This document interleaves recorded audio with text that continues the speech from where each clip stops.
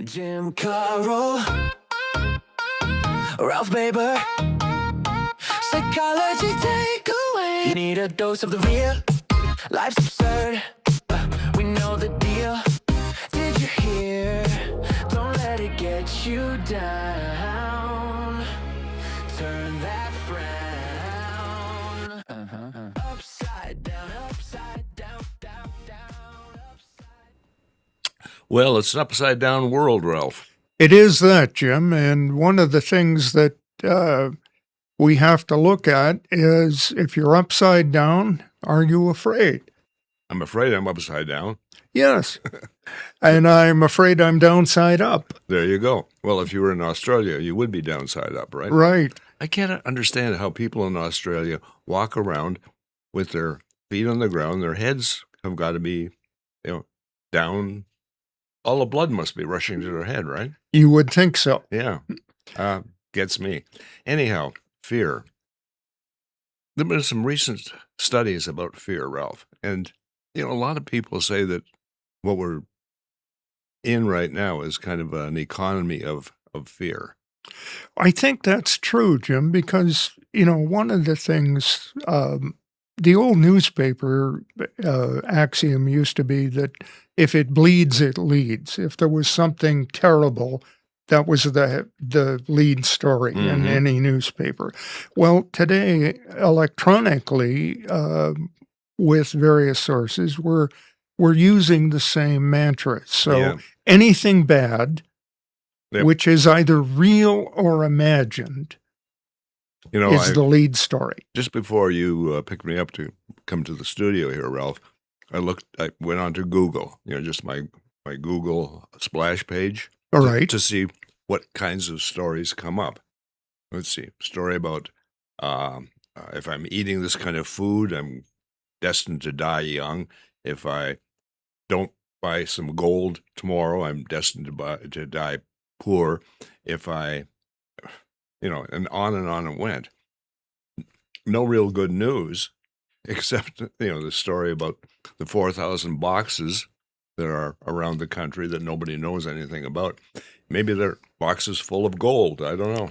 They could be. Or food that I should be able to eat, right? Right. Yeah. Now, the thing is, Jim, if we look at a food substance, let's call it, coffee. Coffee was good. Coffee. Then it was bad. Then it was good. Then it was bad. And now it's back to being good again. It's back to being good again. Okay, great. Or the food triangle. Remember that one? Yeah. Oh, now it's the food. It's like that. Yeah. I mean, it's not really an upside down triangle, but what has replaced the old food triangle that said, "Oh, eat lots of carbs," is now eat lots of meat. Eat lots of protein. Yep. So and red wine has been like that too. Red wine is good, red wine is bad, red wine is good. Thank heavens red wine is now on the good category again. Yeah. For some of us, at least. So the thing is, if we start off with some famous quotes, Franklin Roosevelt, at the beginning of the Depression, when all the banks suddenly had problems and people were throwing them off tall buildings and so on. Well, people were throwing themselves off tall buildings, not yes. the banks. Yeah. Yes. He said, the only thing we have to fear is fear itself. Fear itself. I often thought that was Churchill that said that, but no, it was Franklin Roosevelt. Yeah. Yeah. And so fearing fear. And Albright, the psychologist, said, fear of fear probably causes more problems in our lives than fear itself. Yeah. And he had a category, a pyramid, because we psychologists like using pyramids. Yeah. He had a pyramid of 5 things that were the most common pervasive fears. Okay. And I'll get to that in and of itself. But fear, if we're looking for a definition, I'm going to give you one that he said. Fear is an anxious feeling caused by our anticipation of some imagined event or experience. Yeah. Okay. Okay. So So, I'm imagining that my country's gonna go into economic collapse, and so I become fearful of that, right? right, Okay, so I've got a narrative. I have a story. The data might not back up the story, right? right. But we human beings are great storytellers, right? We tell each other our stories all the time, and those stories are very, very powerful. Yeah. Like those 4,000 boxes. What's in them? How about germs?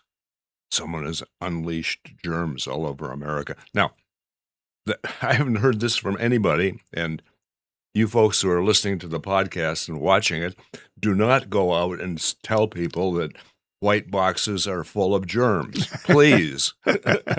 They might be full of bees making honey. Indeed. But So, germs sell, right? germs sell, honeybees don't. Okay. So here's the thing, though. We have this anxious feeling, and you say, okay, my country is going broke. So the stock market is at a new record high and has been over the course of the last couple, 3 weeks. And you say, oh, well, it's going to crash. Uh-huh. Well, yeah, maybe it's going to crash, maybe not. But the thing is that um, you say, well, I don't care about the stock market because I'm not in it. Well, if you have a pension plan, the chances are pretty good you're in it Yeah, right. because your pension plan is in it. Mhm. So you say, well, gee, it's good that the stock market is up because my pension is worth a little bit more when I retire. Mhm. Yeah, you mentioned the stock market and Roosevelt. I don't know if it was the biggest thing that caused the depression was that people who were fearful and had money in the stock market began to what? Take it out, withdraw it. Withdraw it. And Yeah. that caused a economic collapse, and that led to, a domino effect in terms of the finances. And the thing about that is that people were taking their money out of the stock market, but then they were putting it back in something else. Mm-hmm. And this time that when they took it out, they said, give me cash. And they didn't reinvest the Mm-hmm. cash. So, you know, you say, well, okay, the market is going up, up, up because people are keeping it going. Mm-hmm. And then a whole bunch of people pull their money out, and the market says, well, there's no new investors. Mm-hmm. Yeah. Well, we're And gonna leave. people were rushing in and saying, okay, Yeah. I'm going to sell my stock. Well, your stock is down 10%. Okay, I'll sell it at a 10% loss. Well, then it was down 35%. Yeah. Well, we're going to let the economists worry about this Eh, one, Ralph. I mean, right. I'm not fearful of that in particular. Well, No. maybe I am. But, historically, we psychologists have used a survey method to find out what people are fearful of. And Mm. it's kind of interesting. Last time I looked, public speaking was number one. And then things like, spiders, Snakes, snakes, height. dogs. Yeah, those were all up on the list. But there was a new study that was done just recently, and it asked the same question: what kinds of things are you fearful of? Now, when we went in to pick up coffee today, we asked the manager, what she was fearful of, and I asked for the 5 top ones in the survey. One of them was fear of a cyber attack. No, she was not. Fear of corrupt government officials. No, she was not. Um, um, Fear of financial collapse. No, she was not. So those are 3 of the top 5. Then I hit the last 2. Fear of an illness of a loved one, or fear of death of a loved one. And she said, mm-hmm. Oh, Okay. yep. Yeah.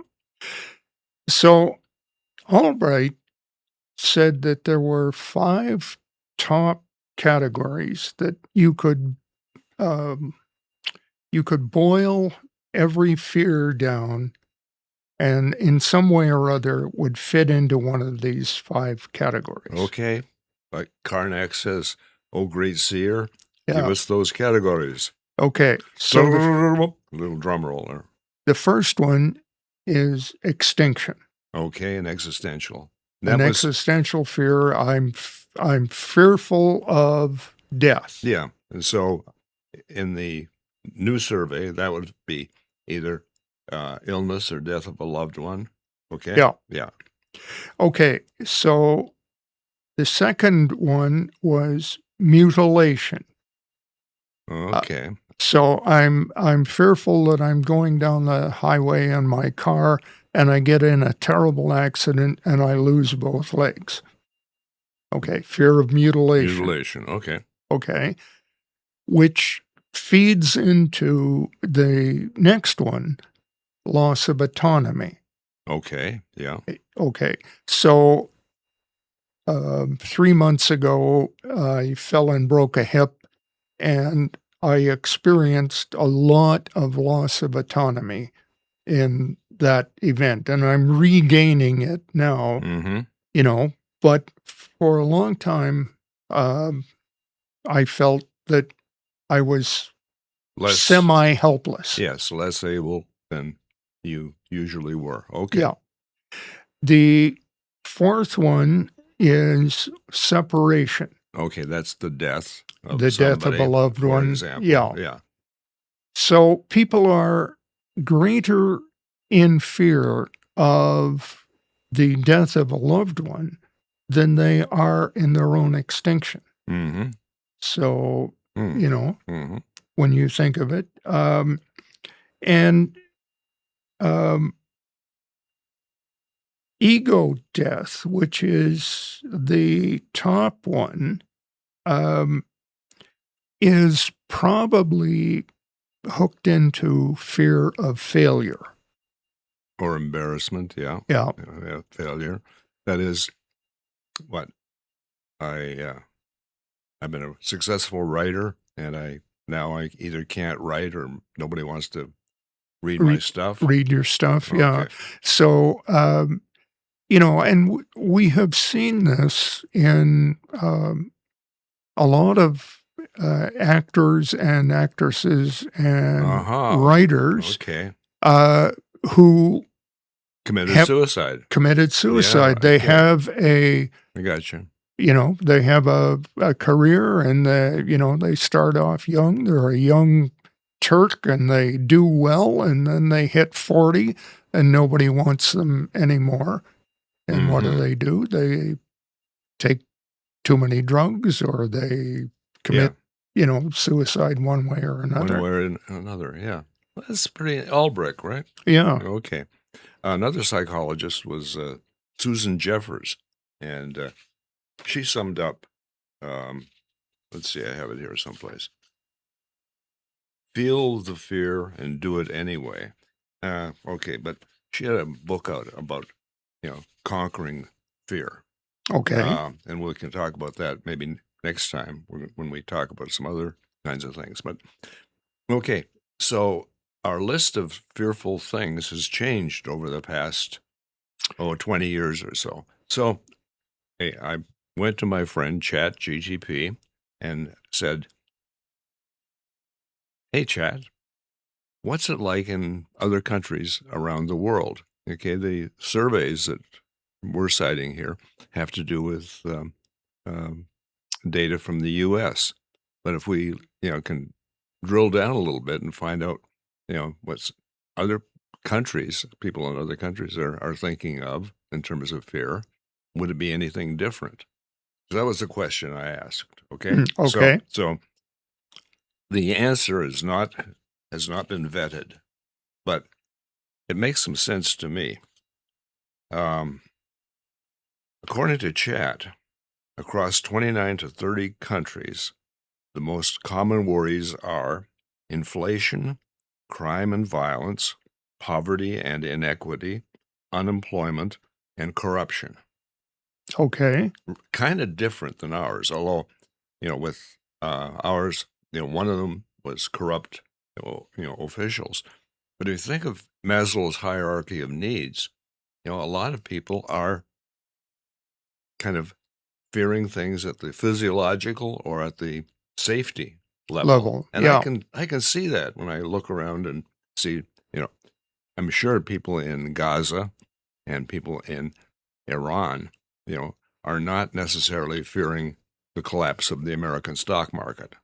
No, they are fearing probably That they won't be able to eat tonight. tonight. Or Yeah. something is going to come down and hit them on the head, right? Yeah. Or do I have to go into a tunnel and, hide from whatever? So the thing, Jim, I think is, and I'm going to give another survey that was done across nations. There is no nation in the world that has more firearms per person than the U.S. Okay. But in the U.S., when you take it in terms of 100,000 people, which is the base unit that a lot of surveys use, Mm-hmm. how many people get not necessarily killed, but injured by a firearm? Oh, I know. Half of the 100,000. No, 14 out of every 100,000. 14. 14. Okay. Hey, Ralph, I think the possibility of me getting hit by a car walking across the street is higher than that. It is. Okay. But if you look at a country like Venezuela, which has less firearms than the United States per population, Yeah. it's 38. Uh-huh. So So- 3 times as much as the U.S., even Mhm. though we've got way more arms. So in Venezuela, being shot by a criminal is a much more rational fear Mm-hmm. than being shot by a criminal in the United States. Okay.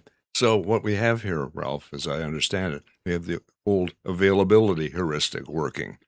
We hear about people being shot here in America, and it's tragic if they're shot in schools or in mosques or in synagogues. Or Yeah, in or hospitals, in which just happened. Yeah. Yeah. But so we think that everybody who has a gun is going to go out and start Shooting people. Yeah. So we should take the guns away. I mean, that's the logical progression there, right? Right. Okay. We won't get into gun control today here. But you're saying that the real danger of getting killed or maimed by a gun is a lot higher in Venezuela than it is here in the United States. And we don't talk about Venezuelan gun control, right? No, we don't. And we don't think of some of the Latin American countries or some of the countries in, say, Africa as being particularly dangerous countries in terms of criminal activities. Mm-hmm. But Yeah. they are. Okay, yeah. Yeah, the CIA tells us, if we look at the CIA country source book. Okay, so we've looked at fear. Now, fears are different in different places, and fear of people here in America, they've changed over the past couple of decades or so. I don't think we've unpacked this fully enough, Ralph, because we haven't looked at a particular kind of fear, and that's the irrational fear or Phobia. So I think we should come back next week and take a look at phobias. What do you think? I think my spiders would like that. Now let's see if I can do this correctly. I'm going to push this one.